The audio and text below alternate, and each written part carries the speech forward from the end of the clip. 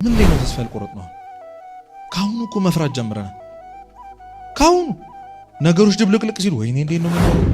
አትታገሉ፣ ብቻችሁ አትታገሉ። ብዙ ማያልፉ የመሰሉ ሌሊቶች አልፈዋል።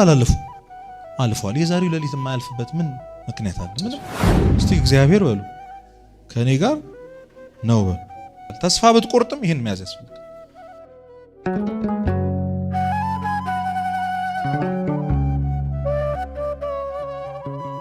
የተወደዳችሁ የእግዚአብሔር ቤተሰቦች፣ እመቤታችን የቅድስት ድንግል ማርያም የአስራት የበረከት ልጆች፣ በወደደን ባፈቀረን በጌታችን በመድኃኒታችን በኢየሱስ ክርስቶስ ሰላምታ ሰላም እላችኋለሁ። እንዴት ዋላችሁ? እንደምን እስከ ሰዓት ድረስ ቆያችሁ? አሜን። አምላካችን የልዑል እግዚአብሔር ስም በእኛ በልጆቹ አንደበት የተመሰገነ ይሁን።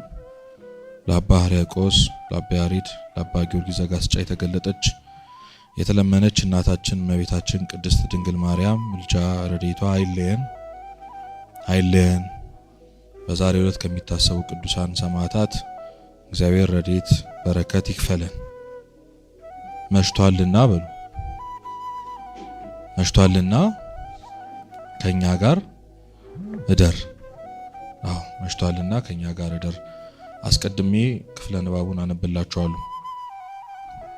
እነሆም ከእነርሱ ሁለቱ በዚያ ቀን ከኢየሩሳሌም 60 ምዕራፍ ያህል ወደሚርቅ ኤማሆስ ወደሚባል መንደር ይሄዱ ነበር። ስለዚህም ስለሆነው ነገር ሁሉ እርስ በርሳቸው ይነጋገሩ ነበር። ሲነጋገሩና ሲመራመሩም ኢየሱስ ራሱ ቀርቦ ከእነርሱ ጋር ይሄድ ነበር። ነገር ግን እንዳያውቁት ዓይናቸው ተይዞ ነበር። እርሱም እየጠወለጋችሁ ስትሄዱ እርስ በርሳቸው የምትነጋገሯቸው እነዚህ ነገሮች ምንድን ናቸው አላቸው። ቀለዮጳ የሚባል አንዱም መልሶ አንተ በኢየሩሳሌም እንግዳ ሆነ ለብቻ ትኖራለህን? በእነዚህ ቀኖች በዚህ የሆነው ነገር አታውቅምን? አለው።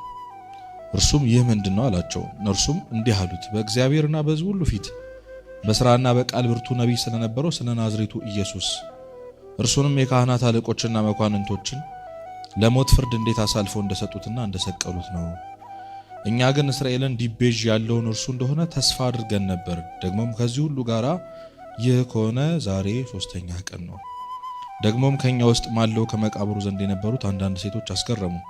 ስጋውንም ባጡ ጊዜ ሕያው ነው የሚሉ መላእክትን ራእይ ደግሞ አየን ሲሉ መጥተው ነበር። ከኛም ጋር ከነበሩት ወደ መቃብር ሄደው ሴቶች እንደተናገሩት ሆኖ አገኙት። እርሱን ግን አላዩትም። እርሱም እናንተ የማታስተውሉ ነቢያትም ተናገሩት ሁሉ በልባችሁ ከማመን የዘገየ ክርስቶስ ይህን መከራ ይቀበል ዘንድና ወደ ክብሩ ይገባ ዘንድ ይገባው የለምን አላቸው። ከሙሴና ከነቢያት ሁሉ ጀምሮ ስለ እርሱ በመጽሐፍት ሁሉ የተጻፈውን ተረጎመላቸው። ወደሚሄዱበትም መንደር ቀረበ። እነርሱም ሩቅ እንሄድ መሰላቸው። እነርሱም ከኛ ጋር እደር፣ ማታ ቀርቧልና ቀኑም ሊመስ ጀምሯል ብለው ግድ አሉት። ከእነርሱም ጋር ሊያድር ገባ። ከእነርሱም ጋር በማዕዱ ተቀመጠ። እንጀራውንም አንስቶ ባረከው፣ ቆርሶም ሰጣቸው። ዓይናቸውም ተከፈተ፣ አወቁትም። እርሱም ከእነርሱ ተሰወረ። እርስ በርሳቸውም በመንገድ ሲናገረን መጽሐፍትንም ሲከፍትልን ልባችን ይቃጠልብን አልነበረምን ተባባሉ። በዚያችም ሰዓት ተነስቶ ወደ ኢየሩሳሌም ተመለሱ። ስለ ቃሉ አምላካችን ስም የተመሰገነ ይሁን። እንግዲህ ረዘም ያለውን ነገር ያነበብኩላችሁ አስቀድማችሁ ወደ ክፍለ ንባቡ እንድትረዱት ነው። እነዚህ ሁለቱ ሰዎች ሉቃስና ቀለዮጳ ይባላሉ። የ72ቱ አርድእት ላይ የሚመደቡ ናቸው። ከ12 ሐዋርያት አለፍ ብለው የተጠሩ ማለት ነው። ግን እንደ 12 ሐዋርያት በዋለበት የዋሉ ባደረበት አድረው ከሱ ጋር እየዞሩ የሱን ትምህርት ሲማሩ የነበሩ ሰዎች ናቸው ሁለቱም። ታዲያ ዛሬ ከኢየሩሳሌም ተነስተው ወደ ኤማሆስ የሄዱ የነበረበት ምክንያት 3ኛው ቀን ነው። ቀኑ እኛ እሁድ ዕለት አርብ ተሰቅሎ ቅዳሜ በመቃብር አድሮ አይደል ነፍሳትን ከሲኦል ካወጣ በኋላ እሁድ ትንሣኤን ከተነሳ በኋላ ነው እነዚህ ሰዎች ተስፋ ቆርጠው ወደ ኤማሆስ መሄድ የጀመሩት። ኤማሆስ ማለት ገርማቸዋል። እኛ ለምሳሌ አድዋ ሲባል ይመጣልን የከተማ ስም ነው አይደለም አይደል? የሆነ ድል ነው። ለአይሁዳውያንም ልክ እንደዛ ነው፣ ለእስራኤላውያንም ልክ እንደዛ ነው። ኤማሆስ ድል ያደረጉበት ቦታ ስለሆነ ማለት እና 60 ምዕራፍ ማለት 12 ኪሎ ሜትር ርቀት ነው በእግራቸው የሚጓዙት ሰዎች። እስራኤል በጣም በረሃማ ናት። በፀሐይ እየጠወለጉ ነው የሚሄዱት። ተስፋ ቆርጠዋል፣ አዝነዋል፣ ተክዘዋል። ያድነናል፣ ከሮማን አገዛዝ ነፃ ያወጣናል፣ ከሁሉ በላይ ያደርገናል፣ ስልጣንን ይሰጠናል፣ ከፍ ያደርገናል ብለው ያሰቡት ክርስቶስ አይሁዳን ሮማውያን ሰቅለው ገደሉት ብለው ተስፋ ቆርጠው አንገታቸውን ደፍተው ወደ ኤማሁስ መንገድ ጀምረዋል። ከመነሳታቸው በፊት ግን እዛው በተቀመጡበት ሴቶች መጥተው አስገረሙን አለ። ትንሣኤውን ነገሯቸው። ግን እነሱ ምን አሉ? ስጋውን ባጡት ጊዜ ስጋውን ምን ባሉት ጊዜ በተነሳ ጊዜ ስጋውን ባጡት ጊዜ ስጋው ስለሌለ ተነስቷል ብለው አምነው ነው። እነሱ ግን አላመኗቸው። ጭራሽ ቅዱስ ጴጥሮስና ቅዱስ ዮሐንስም እየሮጡ ወደ መቃብር ሄደው እውነትም ሴቶቹ የተናገሩት ነገር ልክ እንደሆነ ከገባቸው በኋላ ራሱ መጥተው ሲነግሯቸው እነዚህ ሁለት ሰዎች አላመኑ። በጣም በጥርጣሬ ልባቸው የደማ ሰዎች፣ በጣም ተስፋ የቆረጡ፣ በጣም ያዘኑ ሰዎች ናቸው። ታዲያ በመንገድ ሲሄዱ ተስፋ ቆርጠዋል። በቃ ክርስቶስ የተባለ ሰው ከዚህ በኋላ የለም፣ እሱ እንዳሰብነው አምላክ አይደለም። በሰው ልጆች ተሰቅሎ ተደብድቦ ተገርፎ መራቅ ተተፍቶበት ርቃኑን ተሰቅሎ አዋርደው ገለውታል። እኛም ተበትነናል። ሁሉ ነገር የተውንለት ክርስቶስ ሞቷል። ይቤዠናል ብለን ያሰብነው፣ ነፃ ያወጣናል ብለን ያሰብነው፣ ያድነናል ብለን ያሰብነው ክርስቶስ የለም ብለው ተስፋ ቆርጠው በሐዘን በትካዜ መንገዱን ጀምረዋል። በጣም የሚደንቀው ነገር ግን ተስፋ ስለቆረጡበት ስለ ክርስቶስ ንግግራቸው፣ ተስፋ ቆርጦበት እንኳን የሚያወሩት ስለማን ነው? ስለ ክርስቶስ ነው። ከኔ ጋር ናችሁ? ያወሩ የነበረው ስለ ክርስቶስ ነው። ተስፋ ቆርጠውበታል እኮ፣ አዝነውበታል፣ ተክዘውበታል። ግን ስለተከዙበት ስለ ኢየሱስ ክርስቶስ ነው የተነጋገሩ የሚሉት። ያን ጊዜ በመሃላቸው አንድ ሰው ተገኘ። እንዲህ እየጠወለጋችሁ ተክዛችሁ በፀሐይ ስለምንድን ነው የምትነጋገሩት አላቸው። አንተ በኢየሩሳሌም እንግዳ ነህ አሉ። ምክንያቱም በኢየሩሳሌም በጣም ትልቁ ኢሹ ጉዳይ ስለማን ነበር? ስለ ኢየሱስ ክርስቶስ ነበር። ይነገር የነበረው ያ ነበር። ኢየሩሳሌም የኖረ ሰው፣ እስራኤል ውስጥ ያለ ሰው ስለ ኢየሱስ ክርስቶስ ላይሰማ አይችልም። በጣም ቢግ ዲል ሆኖ ሲወራ ነበር። በጣም ትልቅ ጉዳይ ነበር። ታዲያ እንዴት አልሰማህም? ስለ ናዝሬቱ ስለ ኢየሱስ እንዴት አልሰማህም ብለው አስረዱት። በቃልና በስራ ብርቱ ነቢይ ነበር። እስራኤልን ይቤዠናል ብለን ተስፋ አድርገነው ነበር። ተስፋ አድርገነው እስኪ ነበር በሉ።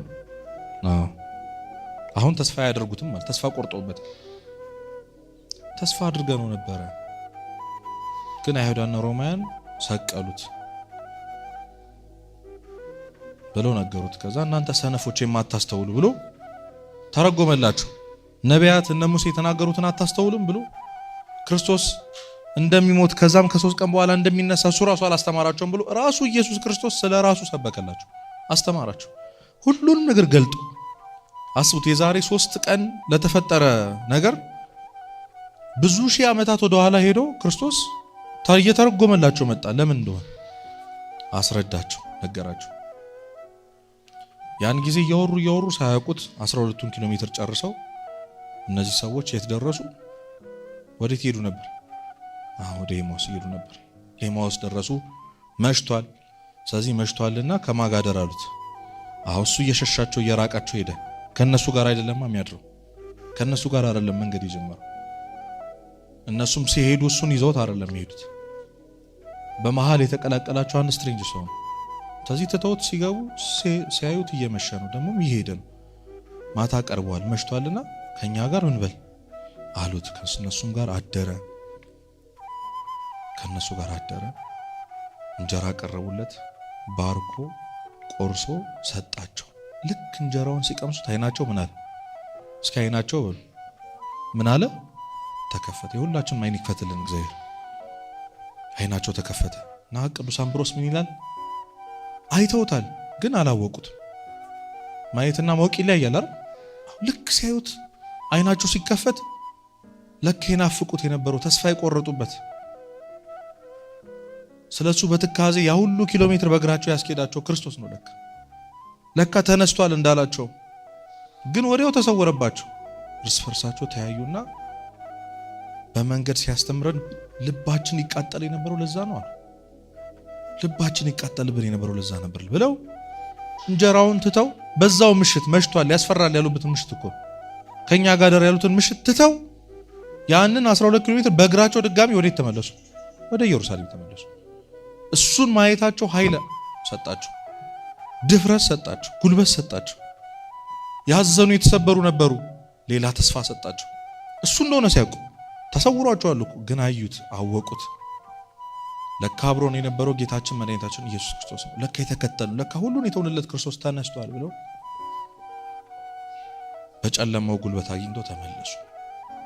ይሄ የኤማሁስ መንገድ የሁላችንም ህይወት ነው። ሁላችንም የኤማሁስ መንገደኞች ነው። እየሰማችሁ ነው? ሁላችንም የኤማሁስ መንገደኞች ነው። ትጋታችን፣ ጸሎታችን፣ ጾማችን፣ ለኃጢአት የነበረን ጥንቃቄ፣ እግዚአብሔርን ላለመበደል፣ ላለማሳዘን፣ ቤተክርስቲያን በየቀኑ ለመምጣት፣ መንፈሳዊ ተግባራትን ለማድረግ የነበረን ትጋት ልክ ጾሙ ሲፈታ እኛ ደግሞ መሞት ጀመርን። አለ አይደል? አንድ ግጥም እኛ መሞት ጀመርን አንተ ምን ስትል? አዎ እኛ መሞት ጀመርን። በእለቱ በትንሳኤው ዘፈን ተከፈት ጀመረ። ስድቡ ተጀመረ። አብዝቶ መብላቱ ተጀመረ። አዎ እኮ በዓለ ሃምሳ እኮ የደስታ ዘመን እኮ። እኛ ግን የኃጢአት ደስታ አረግንበት። አሁን ዳብይ ጾም አንሰቀቅ። ኃጢአትን ለማድረግ ለመሳደብ አዎ በጾም አታሳልበኝ ምን ለሰዎች አይደል? ያገኘነውን ነው ምን በላው፣ ያገኘነውን ነው ምን ጠጣው፣ ደፈለግን ነው ምን ተኛው። የነበረን ትጋት የለም። ይሄ ማለት የኤማሁስ መንገደኞች መሆን በክርስቶስ ትንሣኤ አለማመን ነው ማለት። ክርስቶስ የተነሳው እኛ እንድንሞት አልነበረም እኮ፣ በነፍሳችን ሞተን ተቀብረን እንድንኖር አልነበረም። ለሉቃስና ለቀሎጳ ግን ተነስቶላቸው እነሱ ግን አላመኑት። ትንሣኤውን አላመኑ። ተነግሯቸዋል እኮ ልክ እንደኛ ማለት ነው። ሌሊት እኮ ሄደናል፣ አስቀድሰናል፣ ምናልባትም ቆርበናል። የትንሣኤ ሌሊት ጸሎተ ሐሙስ እኮ ቆርበናል፣ ሆሳናም እኮ ቆርበናል፣ ሰምተናል እንደተነሳ። ትንሣኤ ከብለን እኮ ዘምረናል ሌሊት። ጠዋት ግን ሌሎች ሰዎች ነው። በማግስቱ ከሰኞ በኋላ ግን ይኸው ሌሎች ሰዎች ነው። አሁን ሌላ ህይወት ጀምረናል። ኢየሩሳሌምን ጥለን ወጥተናል። ኢየሩሳሌም የተባለችው ቅድስት ቤተክርስቲያን ናት። ጥለን ወጥተናል። በቃ አሁን ምንም አይመስልም። ስለዚህ ሁላችንም የኤማሁስ መንገደኞች ነው። ድጋሚ ወደ ተስፋ መቁረጥ፣ ድጋሚ ወደ መተከስ ገብተናል። የመጀመሪያው ፍቺ ይሄ ነው። ጾሙን፣ ጸሎቱን፣ ስግደቱ ተረስቷል። ራሱ ክርስቶስ ሲነሳ እኛ ደግሞ ሞት ጀምረናል። ስለዚህ ከኢየሩሳሌም ከቤተክርስቲያን መውጣት ጀምረናል። ይሄ መጀመሪያ። ሁለተኛው በህይወታችንም ሁሌም የኤማሁስ መንገደኞች ነው። ሁሌም ከኢየሩሳሌም ያስወጣን ከቤተክርስቲያን እንድትወጡ የገፋፋችሁ የሆነ ስሜት የለም? የሆነ የተፈጠረ ነገር የለም? የሆኑ ሰዎች የሉ? ተስፋ ያደረግነው የቤተክርስቲያን ልጅ በመሆኔ ቤተክርስቲያን በመምጣቴ ህይወቴ ይሳካልኛል፣ ትምህርቴ ይሳካልኛል፣ ቤተሰቤ የታመመብኝ ሰው ይድናል ብለን አስበን ነበር። ግን እሱም አልሆነም። እንደጠበቅነውን እግዚአብሔር አላገኘንም። በጣም ብዙዎቻችን እግዚአብሔር የዚህ ምድር አገልጋይ ይመስለናል፣ ወይ ሰራተኛ ነው ይመስለን፣ ወይ የሆነ ማጂሻን ነው ይመስለን። በነገራችን ሁሌም እንደምንለው ወይ የሆነ ኤቲኤም ማሽን ነው ይመስለን። ለጠየቅነው ነገር ሁሉ የምንፈልገውን ነገር ሊሰጠን የሚገባ የሆነ የሚታዘዘን ነው ይመስለን። የቤት ሰራተኛችን አድርገናል። የፈለግነውን እንጠይቀዋለን፣ ካልሰጠን ዝም ካልን መነጫነጭ ነው እግዚአብሔር ላይ መነጫነጭ። እግዚአብሔርን ትተነው መውጣት። አይ ከዚህ በኋላ ቤተክርስቲያን መመላለሴ፣ ጸበል መመላለሴ ማያድነኝ ከሆነ፣ ወደ እግዚአብሔር መሄዴ ቤተሰቤን ማያድንልኝ ከሆነ፣ ኑሮዬን ማያስተካክልልኝ ከሆነ ምን አደርጋለሁ ብለን ከኢየሩሳሌም የወጣን ሰዎች አለ። ወደ ኤማሁስ መንገድ የጀመረ በሚያቃጥለው በረሃ በኃጢአት መንገድ መጓዝ የጀመርን በጣም ብዙ ሰዎች አለ። በኢየሩሳሌም ሆኜ ኃጢአት ከምሰራ በክርስቶስ ተስፋ ከምቆርጥ ብለን ደግሞ በራሳችን ተስፋ ቆርጠን ከኢየሩሳሌም የወጣን ሰዎች አለ። ከቤተክርስቲያን የወጣን ሰዎች አለ። ምናልባት ደግሞ አሁን እያቀደን ያለን ሰዎች አለ። ግን ተስፋ ቆርጠንበትም ተጣልተነውም አኩርፈነውም አይ ከእግዚአብሔር ጋር መሆን አያዋጣም፣ ዓለማዊ ህይወት ነው የሚያዋጣው ብለን ክደነውም በዚህ ሁሉ የተበደለው ማን ነው? የተበደለው ማን ነው? የበደለው ማንን ነው? ግን ተበድሎ በዛው መንገድ ውስጥ አብሮን ይገኛል። አይገርማችሁ?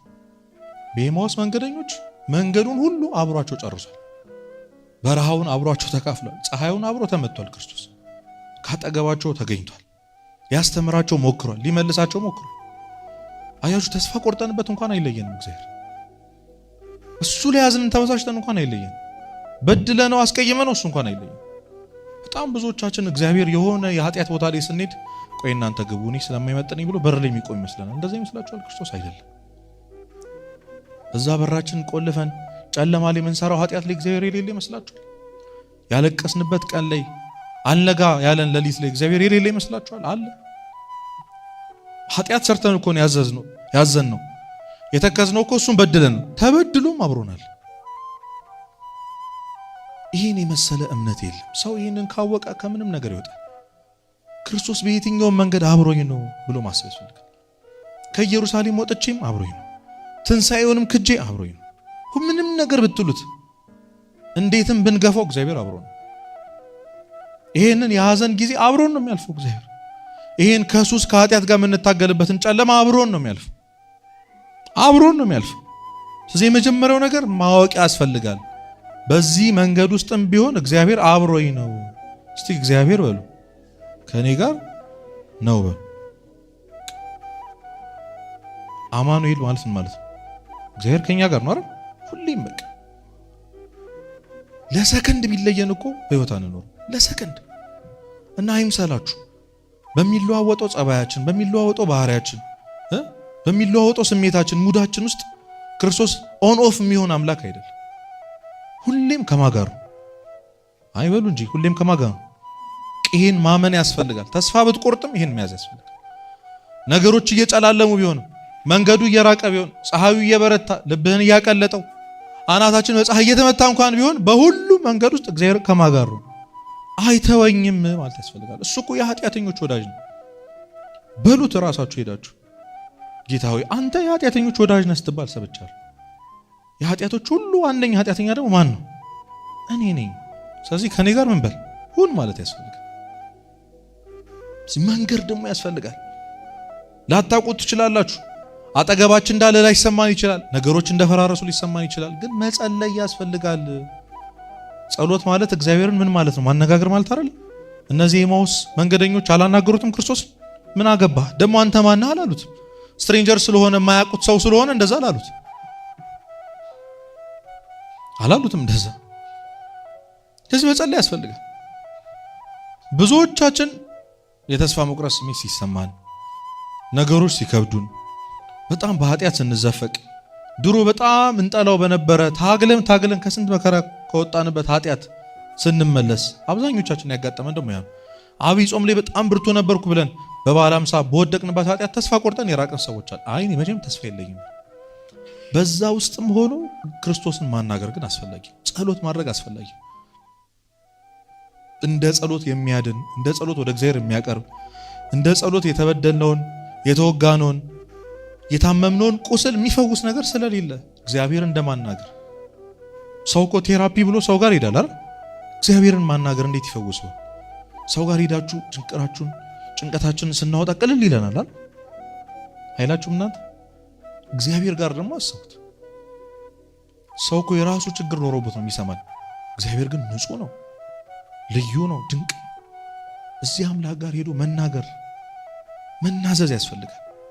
ጌታ ሆይ እንዲህ ሆኛለሁ። አዎ የበደልኩ አንተን ነው። አንተን ስለመበደሌ፣ አንተን በመበደሌ በማዘኔ፣ ከኢየሩሳሌም ስለመውጣቴ ተስፋ አድርጌ ነበር እኮ ብላችሁ ማውራትም ካለባችሁ ማን ፊት ሄዳችሁ አውሩት? እግዚአብሔር ጋር አውሩት። እግዚአብሔርን ሄደን ሰው ጋር ማማት አያስፈልግም። እነዚህ ሰዎች በእርግጥ ለሆነ ሰው ነው እያሙት እንደሆነ ይሰማቸው፣ ግን ሲያናግሩ የነበረው አጠገባቸው የነበረው ማን ነበር? ክርስቶስ ነበር። አላወቁትም እነሱ። ክርስቶስ ነበር።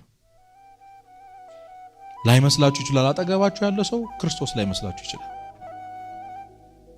በአካለ ሥጋ የምታዩት የንስሐ አባታችሁ እግዚአብሔር እንዳልሆነ ሊሰማችሁ ይችላል። ግን ሄዳችሁ ተናዘዙ።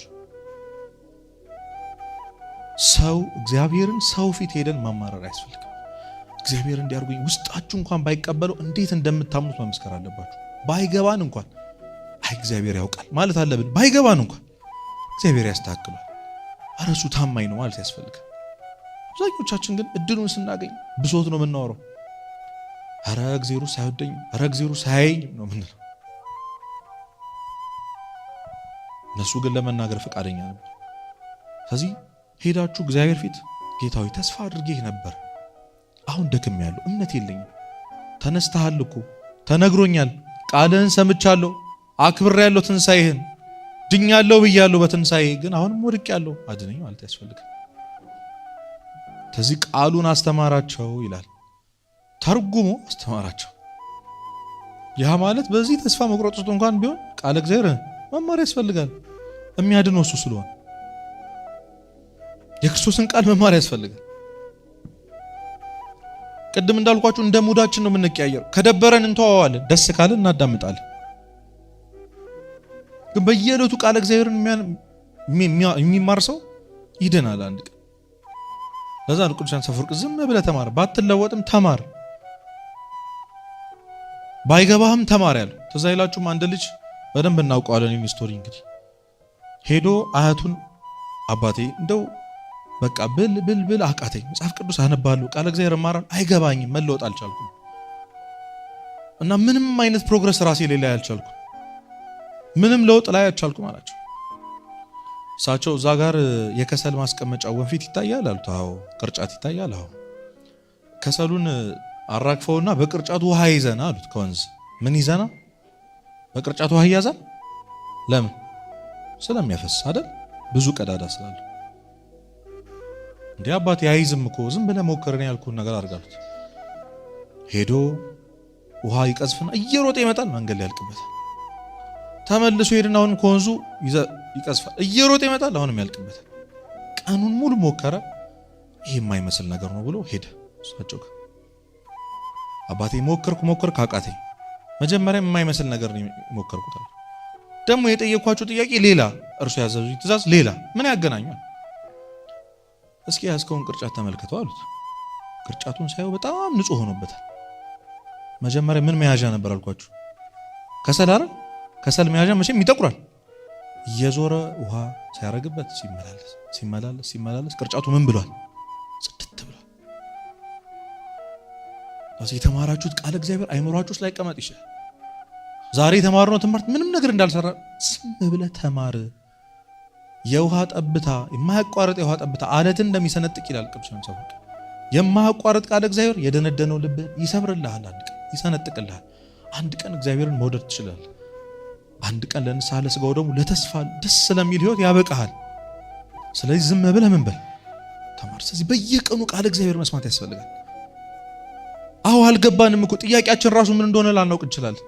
ግን መማር መቀበል ያስፈልጋል። ከማታውቁት ሰው ተማሩ። ልክ እንደነዚህ የኤማሁስ መንገደኞች አልናቁትም። ደግሞ ስለ ክርስቶስ አንተ ልትነግረን ነው ወይ?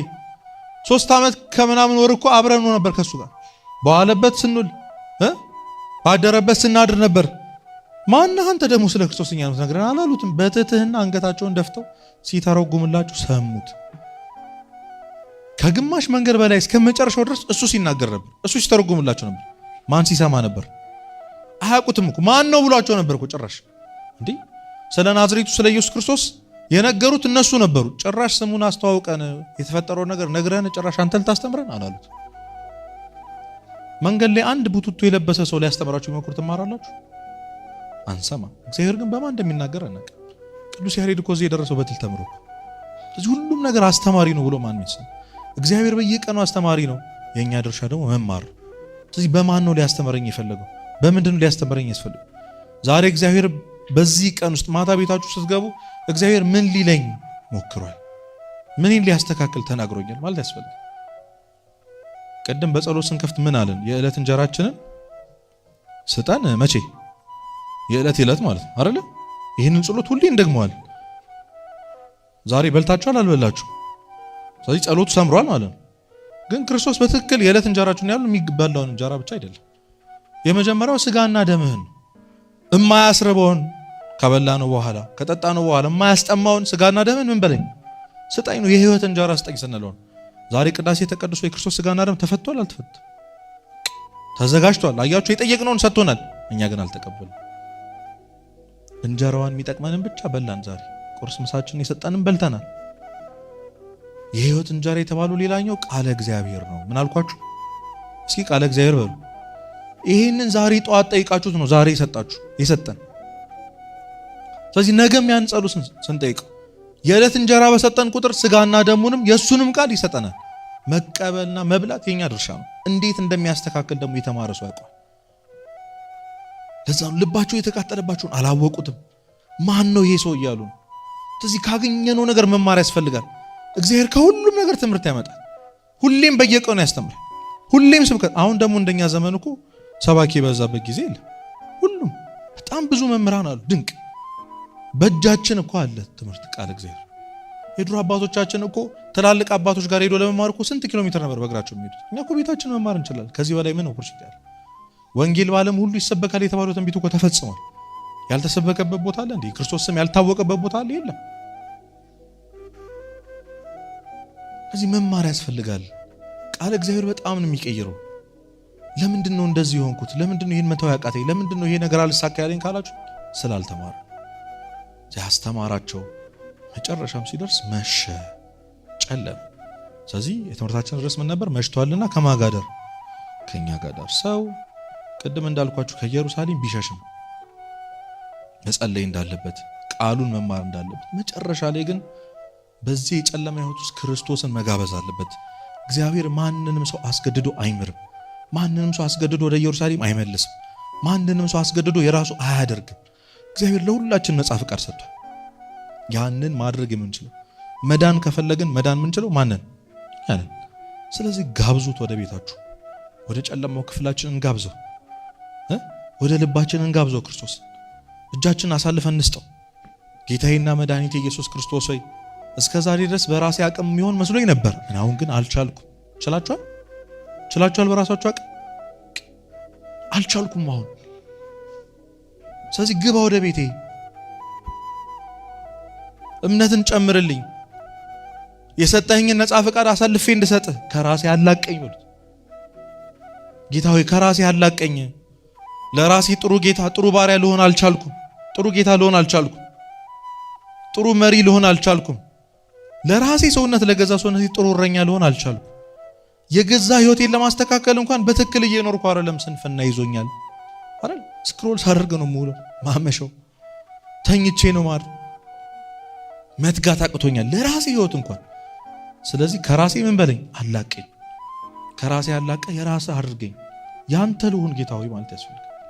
በነገሮች ሁሉ እጆችህ ይቅደሙልኝ ጌታ ሆይ። ፈቃድህ እስኪ ፈቃድህ በሉ ይሁን። የእግዚአብሔር ፈቃድ ሁሌ መልካም ነው። አባት ለልጁ እንደሚያስበው ከምንም ነገር በላይ እግዚአብሔር ለኛ ያስባል። ሁሌ መልካም። ስለዚህ መሽቷል ጌታ ሆይ ጨልሞብኛል፣ ወደ እደር ማለት ያስፈልጋል። ይሄ ደግሞ የንስሐ ትርጉም። ሄደን የንስሐ አባቶቻችን ፊት ወድቀን ህይወቴ ጨለማ ነው ብሎ ማመን ያስፈልጋል። ብዙዎቻችን እኮ ስላላመንን ኢጎ ይዞን እኮ ትዕቢት ይዞን እኮ ሰው ንስሐ ማይገባው ጻድቅ ነኝ ብሎ ካሰበ ብቻ። ታዲያ ለምን ነው ንስሐ ማንገባው? እንደ መሸ ካላወቀ አንድ ሰው ለምን አይገባ? መሽቷል፣ ነገሮች ጨልመዋል፣ ሞት ነው የሚሸት፣ ራስህን አጥፋ ነው የሚለኝ። በተለይ በዚህ ዘመን ደግሞ ስለዚህ ጨልመዋል። እኔ ምንም ተስፋ የለኝም። እግዚአብሔር የሚታየኝ ተስፋ የለም። ወደፊት እንደዚህ አይነት ሰው ሆናለሁ ብዬ የማስበው ነገር የለም። በራሴ ተስፋ ቆርጫለሁ። በእናት አባቴ ተስፋ ቆርጫለሁ። በሰው ተስፋ ቆርጫለሁ። ጌታ ሆይ በጣም የሚያሳዝነው በአንተም ተስፋ ቆርጫለሁ። ግን እጠይቅሃለሁ መሽቷልና ከማጋደር ከኔ ጋር ከኛ ጋር እደር። ምን ላይ ነው ተስፋ ያልቆረጥነው? ካሁኑ እኮ መፍራት ጀምረናል። ካሁኑ ነገሮች ድብልቅልቅ ሲሉ ወይኔ እንዴት ነው የምንኖረው? ተምረን ሳንጨርስ ገና ስለ ስራ እናስባለን። ሳናገባ ስለ ልጅ እናስባለን። ከቤት ተከራይተን ሳንወጣ ስለ ቤት ኪራይ፣ ስለ አስቤዛ እናስባለን።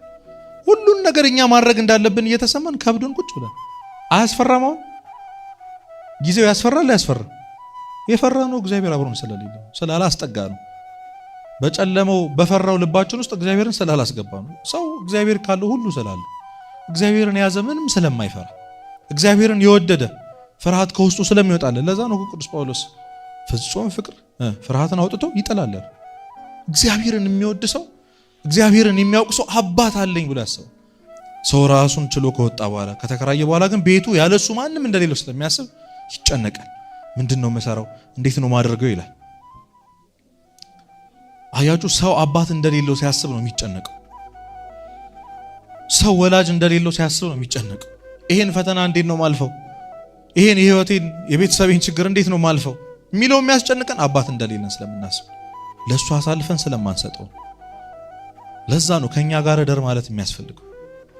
ከኔ ጋር እደር፣ ከኔ ጋር ሁን ጌታ ሆይ አንተ ካለ ሁሉን ምን እላለሁ እችላለሁ፣ ኃይልን በሚሰጠኝ በክርስቶስ ሁሉን። ሰላም ዋላችሁ፣ ጨርሻለሁ። እሺ ኃይልን በሚሰጠኝ በክርስቶስ ምን እችላለሁ? ሁሉን እችላለሁ፣ ማላልፈው የለም። እግዚአብሔር ያሳልፍልኛል ብሎ ያምናል። እግዚአብሔር አብሮት ያለ ሰው፣ እግዚአብሔርን ያስጠጋ ሰው። ስለዚህ ያለን ነፃ ፈቃድ አሳልፈን እንስጠው። ጌታ ሆይ እኔ ያሰብኩበት መንገድ ይሄ ነው፣ ያንተ ግን ይሻላል።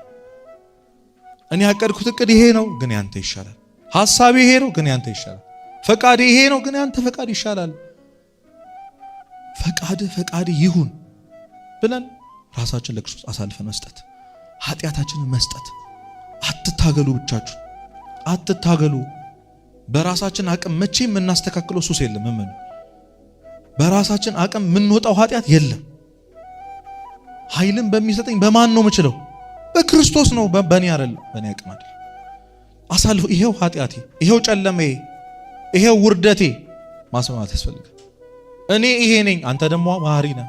እኔ እንደዚህ አይነት ኃጢአተኛ ነኝ፣ አንተ ደግሞ ቸር ነህ። ስለዚህ ማረኝ ያስፈልጋል። አስመሳዮች ነን አብዛኞቻችን። እግዚአብሔር ፊት እንኳን ማመን አንፈልግም። ኃጢአታችን፣ ደካማነታችን ስንባል ያደግነው አለ አይደለ? አንተ ስራ እግዚአብሔር ምን ይልበታል? እግዚአብሔር ተጨማሪ ነገር ይመስላችኋል? አይደለም። ሁሉን ነገር አሳልፈን ለእግዚአብሔር ካልሰጠን እሱም አይሰራው። ስለዚህ በንስሐ ወደ ቤታችን ማስገባት፣ ሰውነታችንን ማጽዳት ያስፈልጋል። ያን ጊዜ በቤታችን ክርስቶስ ይገኛል። የመጨረሻውና ትልቁ ሚስጥር እንጀራውንም ቆርሶ ሰጣቸው፣ አይናቸው ተከፈተ። አይናችሁ እንዲከፈት ትፈልጋላችሁ? ለምን መሰላችሁ? አይናችን ካልተከፈተ ሁሉም ነገር ብዥ ነው የሚልብን። ልክ እንደነዚህ ሰዎች ክርስቶስ አብሮን ሆኖ እንደሌለ ይሰማናል። በሰው ተከበን ብቸኝነት ይሰማናል። ተስፋ ያለን ክርስቶስ ተነስቶ እግዚአብሔር ከኛ ጋር ሆኖ ማንም እንደሌለን ይሰማናል። የገጠመን ችግር እኮ የሚስተካከል ነው። አሁን እያለፍንበት በጣም ብዙ ወጣቶች ራሳቸውን ያጠፉት እኮ ለሚስተካከል ችግር እኮ አልታይ ብሏቸው አይኖቻችን ተከድኖ እኮ ሞትን የምንመኘው እኮ ለዛ ነው። በሞት ማረፍ የምንፈልገው እኮ አይናችን ተከድኖብን እኮ እግዚአብሔርን ማየት አልቻለም። እንኳን ሰው እሱም የሸሸን ይመስለናል። እንኳን እናትና አባቶቻችን እግዚአብሔርም የተወን ይመስለናል። እንኳን ቤተሰብ ማለት ነው። እና ሰው ከሰውም ከእግዚአብሔርም ከራሱም ከተጣላ መጨረሻው ሞት ነው። በቅርብ እየሰማን ባለው ነገር ማለት ነው። ሞት ነው የሚታየ። ክርስቶስን በአይናችን ማየት ካልቻለን ሞት ነው የሚሸት። ሰይጣን በቀላሉ ለሚፈታ ችግር ለጊዜያዊ ችግር ቋሚ የሆነ መጥፎ ውሳኔ ነው እንድንወስን ያደርገናል። በሲኦል ስንቃጠል እንድንኖር ያለ እግዚአብሔር እንድንኖር ማለት ነው። ትንሽ እኮ ብንታገስ፣ ትንሽ ብንጠብቅ እኮ ይስተካከል ነበር። ደግሞ ይህንን ቃል ስንሰማ እናስታውሳለን። ብዙ ማያልፉ የመሰሉ ሌሊቶች አልፈዋል። አልፈዋል። የዛሬው ሌሊት የማያልፍበት ምን ምክንያት አለ? ምንም። አባ እንጦንስን እኮ ጠየቀው ሰይጣን ልክ ሲመንን፣ እንጦንስ ሆይ አሁንስ ጉልበት አለ ትችላለህ፣ በራስህ ብቻውን ዋሻ ውስጥ አግኝቶት እኮ አሁን በራስህ ማብሰል ትችላለህ፣ አሁን ጎበዝ ነህ፣ ነገ ስታረጅ ማን ሊደግፍ ነው? ማን ሊያበላ ማን ሊያጠጣ ነው ብሎ ሲያስፈራራው ምን አለው እንጦንስ? ዛሬ ያለው እግዚአብሔር እኮ ነገም አለ አለ። የለም ዛሬ ያሳለፈን እግዚአብሔር ነገ አይኖርም? ይኖራል። ስለዚህ ተስፋ እንዳትቆርጡ። በየትኛውም የህይወት መንገድ እግዚአብሔር የማያሳልፈው የማይሽረው ቁስል የለም። የክርስቶስ ማዳን እኮ ታውቃላችሁ፣ ጠባሳ የሌለው ማዳን እኮ እየሰማችሁ ነው። እንደ ዘመኑ ዶክተር ቀዶ ካወጣለ በኋላ የሆነ ስክራች ራሱ ያስቀምጥል። ተሰቃይቶ እንደማያቅሰው ደስተኛ ያደርገናል ክርስቶስ። በድሎ እንደማያቅሰው ንጹህ ያደርገናል። እየሰማችሁ ነው። ይህን እግዚአብሔር መጠበቅ አይሻልም? ትንሽ መታገስ አይሻልም? እሱን የመጠበቅ ጉልበቱ እንዴት ታገኘ? ብዙ ዘመን ጠበቅኩት ምትሉ ሰዎች ትኖራላችሁ። ብዙ ጊዜ ተስፋ አደረግኩት፣ ብዙ ስለተሳልኩኝ ልትሉ ትችላላችሁ። እሱ እኮ አድርጎልሃል። እሱ እኮ ትንሣኤን አሳይቶሃል፣ መጥቷል። እንጀራውን ካልቀመስክ ግን አይነ አይከፈትም። እንጀራ የተባሉ የክርስቶስ ስጋና ደም ምን አገናኘው ልትሉኝ ትችላላችሁ። ምናልባት ስጋውና ደሙ ንስሐ ለመንፈሳዊ ህይወት ብቻ የሚሆን ነገር ይመስላችሁ ይሆናል። እንዳይመስላችሁ። ረድኤት አለው፣ በረከት አለው። የክርስቶስን ስጋና ደም የሚቀበልና የማይቀበል ሰው የኑሮ ደረጃው ራሱ ተመሳሳይ ሆነ። ለነገሮች ያለው ምልከታ ራሱ ተመሳሳይ አይሆንም። ምክንያቱም ክርስቶስ ተናግሯል በወንጌል ስጋዬን የሚበላ ደሜን የሚጠጣ እኔ በሱ እኖራለሁ፣ እሱ በማን ይኖራል? ክርስቶስ በእኛ ውስጥ ነው የሚኖረው። ገብቷችኋል? በልባችን ነው የሚነግሰው። ስጋችን ከስጋው ጋር፣ ደማችን ከደሙ ጋር ይዋሃድልናል። ክርስቶስ በእኛ ውስጥ ይኖረናል። ያኔ ፍርሃት ይጠፋል። ያኔ ተስፋ መቁረጥ ይጠፋል። ያ ጨለማ አያስፈራንም። ልክ እንደ ኤማሁስ መንገደኞች ልክ ስናየው እሱን መጀመሪያ ማስተዋል እንጀምራለን። በመንገዳችን ሁሉ ክርስቶስ እንዴት አብሮ እንደነበረ ሲያስተምረን እንዴት ልባችን ይቃጠል ነበር። አይ ጌታዬ ለካ አንተ ነህ፣ ለካ የከለከልከኝ ለዚህ ነው፣ ለካ ይሄን የሰጠኸኝ ለዚህ ነው፣ ለካ ይሄን ጸሎት አልሰማም ያልከኝ ለዚህ ነው የሚለውን ማስተዋል የምናገኘው እንጀራውን ስንቀምስ ብቻ። አይናችን የሚከፈተው ከሰዎች ጋር ያለ ነገር የሚስተካከለው ከቤተሰባችን ጋር ያለው አሁን በህይወታችን የምንታገለው ነገር ሁሉ የሚስተካከለው ምኑን ስንቀምስ ነው። ያችን እንጀራ ለመቅመስ እግዚአብሔር ይርዳል። ስለዚህ ስጠኝ በሉት፣ ጌታችሁን ለምኑት። ለምነው ምንም አልፈልግም ስጋና ደም ስጠኝ። ብዙዎቻችን እኮ ብዙ ጻድቃን እንወዳቸዋለን። አረ እመቤታችንን በጣም እንወዳታለን። ቅዱሳን በጣም ሰማዕታትን በጣም እንወዳቸው እንጠይቃቸዋለን። አሁን እንደው ከቤት ከንብረት ከምናስበው ችግር ከሚፈታው ከሁሉ ነገር እንደው እመቤታችን ልጅሽን ስጭኝ ማለት አይቀርም? ከሷ በላይ የሚቀርበው ሰው አለ እዚህ ምድር ላይ? እናቱ ናት። ልጅሽን ስጭኝ አንቺን እምቢ አይልሽ። የክርስቶስን ስጋና ደም ቀበል ዘንድ አብቂኝ ብለ ነበር እኮ እናታችን መጠየቅ ያለብን። ምን ሳለው ስለት ሌላ ምን ፈልጋት ለጥቅማችን። አረ እያንዳንዱ ኃጢአት እኮ በልጇ ስቅ ያማታል እኮ እሷ። ልጇን ነው ምን በደለው? ልጇን ነው ምን አሰቃየው? ይቅርታ ምን ጠይቁ ጌታችንን ብቻ አይደለም የሚወዱትን ጻድቃንም እሷንም ነው። ግን እኛ ጥቅመኛ ነን። በቃ ኤክስተርናሊ የሚታየው ውጫዊ የሚታየውን ነገር ከተስተካከለልን በቃ እግዚአብሔርን አንፈልጉ። እስኪ እንደው በሕይወት ዘመናችሁ እንጦጦ ኪዳነ ምሕረትን እንደው ሰሚነሽን እንደው ቅዱስ ቂርቆስን ቅዱስ ገብርኤል ቅዱስ ሚካኤል ጠይቄው ተስዬ እሱ ቢወድና ቢፈቅድ ለክርስቶስ ስጋና ደም ለጥሩ መንፈሳዊ ሕይወት ለንስሐ ሕይወት አብቃኝ ብዬ ተስዬ ነበረ። ስለቴ ሰምሯል እልል በሉ የሚል ስለት ሰምታችሁ ታውቃላችሁ? ይሄን ስጠኝ ብዬው ነበር ሰጠኝ፣ ይሄን አሳካልኝ ብዬው ነበር ስራ ስጠኝ ብዬው ነበር። ሁላችንም ለጥቅማችን ነው የምንፈልጋቸው። ቢሆን ከኛ በላይ የቀረቡትን እግዚአብሔርን ቢሰጡ ወደሱ መቅረቢያ መንገዱን እንዲያሳዩን ከምንም ነገር በላይ ተስፋ ሊሆነን የሚችለውን የክርስቶስን እንጀራውን ስጋና ደሙ ቢሰጡን ነበር መልካም። ብትመኙ ሰው እስከ መጨረሻው መመኘት ያለበት የክርስቶስ ስጋና ደሙ። ከዚህ በላይ ተአምር የለም። እንደው ጤና የጎደለው ሰው እንኳን ቢኖር ሙት ከማስነሳት በላይ ትልቁ ተአምር እዚህ ምድር ላይ የክርስቶስ ስጋና ደሙ። በጣም እኮ የሚደንቅ እኮ የአምላክ ስጋና ደሙ። ይህንን ከመቀበል በላይ እግዚአብሔር ይህንን ከመፍቀድ በላይ ይህን አሳልፎ ከመስጠት በላይ ምን እንዲሰጥን ትፈልጋላችሁ? ስለዚህ ሁሉም ነገር እንዲስተካከል ትምህርት አልገባ ካላችሁ እውነቴን ነው የምላችሁ እየሰማችሁኝ ተማሪዎች፣ ትምህርት አልገባ ካላችሁ ቁረቡ። እሺ እውነቴን ነው የምላችሁ። ስራ የምትሰሩ ካላችሁ ስራ አልሳካ ካላችሁ ቁረቡበት፣ ስጋውንም ተቀበሉ። ፍርሃት የሚላችሁ የሚያቃዠን ካለ ብቸኝነት የሚሰማን ካለ እግዚአብሔር ከኛ ጋር እንዳልሆነ ምንም እንደማይወደን የሚሰማን ካለ እንጀራውን ቅመሱ። የአይኔ አይናችሁ ይገለጣል፣ አይናችን ይገለጣል። የሁላችንም አይን እግዚአብሔር ይግለጥልን። ስለዚህ ከኢየሩሳሌም ወተን ወደ ኤማሁስ እየሄድን ያለን ሰዎች በመንገዳችን እንኳን ቤተክርስቲያን ውስጥ እንኳን ባንሆን ተመልሰን ንስሐ መግባት መሽቷልና ከኛ ጋር እደር ማለት ከዛ እንጀራውን መቅመስና የሱን አይን ማየት ያስፈልጋል። ያን ጊዜ እንጀራውን ስንቀምስ ለስጋው ደግሞ ስንበቃ እንዴት ሲያስተምረን የነበረው ትምህርት፣ የከለከለን መከልከል፣ አልሰማ ያለን ጸሎት፣ ህይወታችን ላይ ሀብን ያደርጎች ነገሮች ሁሉ እግዚአብሔር እንዴት ለመልካም እንዳደረገው ይገባናል። ምኑን ስንቀምስ አልኳችሁ? እንጀራውን ስንቀምስ ስጋና ደሙ ስንቀበል ለዛ ክብር ሁላችንም ያብቃን። እንደ ኤማሁስ መንገደኞች ወደ ኢየሩሳሌም ለመመለስ እግዚአብሔር ይርዳን። ወስብሐት ለእግዚአብሔር።